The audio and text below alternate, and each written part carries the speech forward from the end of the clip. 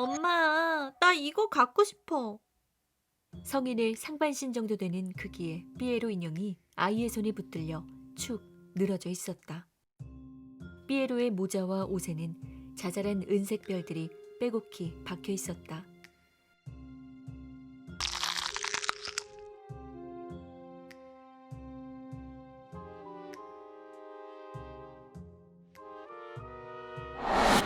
며칠 전에 동네에 가게 하나가 생겼다. 유리시공과 철물점을 동시에 운영하던 곳이었는데 근처 아파트가 재개발된 뒤로 옆 건물과 이어 쭉 건물을 짓고는 아이들 돌봄 교실로 사용했었다. 하지만 웬일인지 얼마 못 가 돌봄 교실은 문을 닫았고 오랫동안 방치됐었다. 그런 장소에 뜬금없이 가게라니. 살짝 열린 틈으로 바라본 가게의 모습은 좋게 말해서 빈티지스러웠고 실상은 뭔가 튀어나와도 이상하지 않을 어쩐지 정신을 어지럽힐 것만 같은 느낌의 공간이었다. 엄마, 나 저 가게 들어가고 싶어. 나는 내 손을 잡아 끄는 아이를 의아하게 쳐다보았다. 슬쩍 외관으로만 봐도 저 안에 아이의 관심을 끌 만한 것은 없어 보였다. 잠깐 들어가서 둘러보고 나오는 건데 괜찮겠지? 손을 잡아 끄는 아이를 달래가며 가게 안으로 들어갔다. 가게 문에 달린 종이 울렸음에도 가게 안은 이상하리만치 고요했다. 인기척도 음악도 없었다. 신나서 주변을 구경하는 아이의 발소리만이 공허하게 울렸다. 장식품, 조각, 액자 등등 가게에 진열된 물건들에는 가격표도 붙어 있지 않았다. 팔기 위해 진열했다기보단 그저 이 가게를 장식하기 위해 둔 물건인 것 같은 느낌. 아무 의미 없이 던진 시선에 벽지가 들어왔다. 멀리서 보았을 땐 별 특이할 것 없는 칙칙한 붉은색이었으나 자세히 들여다보니 소용돌이 모양의 옅은 무늬가 있었다. 자그마한 크기였으나 점점 커져가는 무늬를 천천히 눈으로 쫓고 있을 때 갑자기 커튼이 거치는 소리가 들렸다. 깜짝 놀란 내가 바라본 곳에서는 남자 한 명이 까만 커튼 뒤에서 나오고 있었다. 남자는 아이와 나를 흘끗 쳐다보고는 멍한 표정을 지은 채 카운터 쪽으로 걸어갔다. 뭐 저런 가게 사장이 다 있담. 불쾌한 마음이 들어 아이를 데리고 가게를 나가려는데 엄마, 나 이거 갖고 싶어. 성인의 상반신 정도 되는 크기의 삐에로 인형이 아이의 손에 붙들려 축 늘어져 있었다. 삐에로의 모자와 옷에는 자잘한 은색 별들이 빼곡히 박혀 있었다.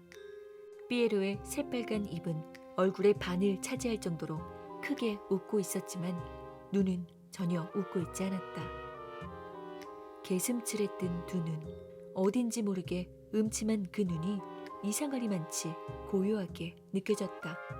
마치 이 가게처럼. 안 돼. 다음에 엄마가 더 예쁜 인형으로 사줄게. 싫어. 맨날 그렇게 얘기하면서 안 사주잖아. 아이는 저 혼자 카운터로 삐에로 인형을 갖고 갔다. 하는 수 없다는 투로 나는 남자에게 가격을 물어봤다. 무슨 가격을 말하든 이런저런 핑계를 다 대서 아이를 포기시킬 참이었다. 그 인형은 판매하는 것이 아닙니다.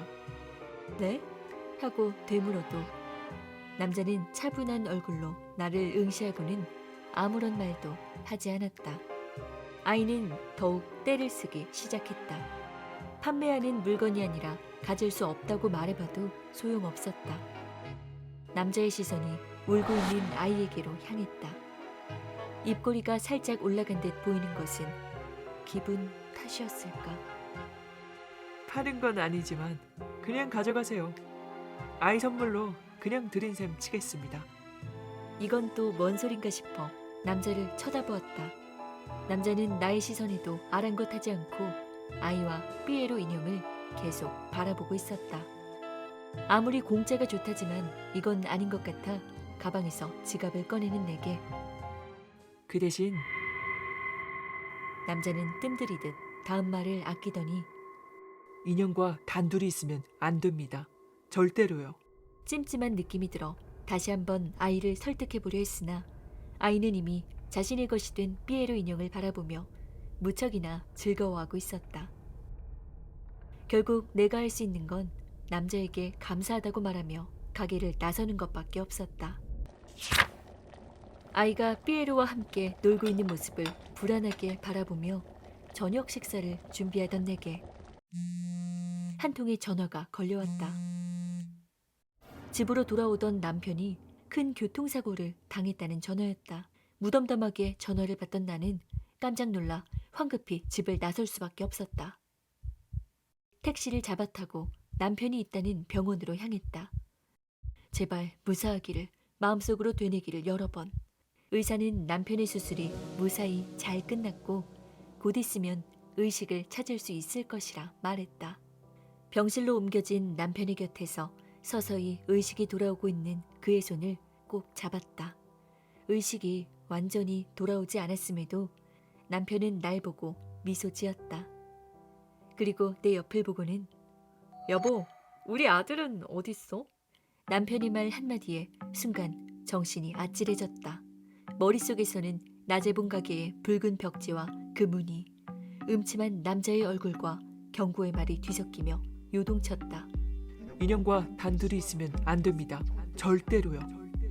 나는 남편의 물음에 답하지 못한 채 미친 듯이 병원 밖으로 뛰쳐나와 택시를 잡았다.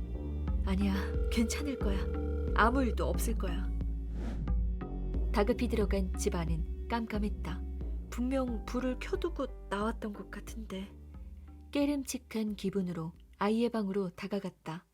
살짝 열려있는 방문 사이로 무언가를 씹어 삼키는 듯한 소리가 들렸다. 그 소리에 알 수 없는 두려움을 느껴 더는 다가가지 못한 채 멀리서 손을 뻗어 방문을 밀었다.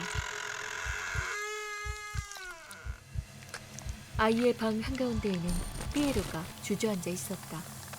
힘없이 늘어져 있던 모습은 온데간데 없이 두 손을 바삐 움직이고 있었다. 얼굴의 반을 차지하던 입은 커다랗게 벌어져 있었으며 그 안을 가득 채운 날카로운 이빨은 무언가를 열심히 씹고 있었다. 사방에 흩뿌려진 피. 삐에로의 손에는 그를 안아들고 기뻐하던 아이의 손이 들려져 있었다. 그 모습을 보자 가슴이 꽉 막혀 숨이 쉬어지지 않았다. 뒷걸음치던 발이 서로 걸려 나는 결국 바닥에 주저앉고 말았다. 순간 삐에로의 고요한 눈이 공포에 떠는 내 눈과 마주쳤다. 아이의 피로 번들거리는 입술을 열어 날카로운 이빨을 드러내며 삐에로는 말했다. 너 단둘이 남았네.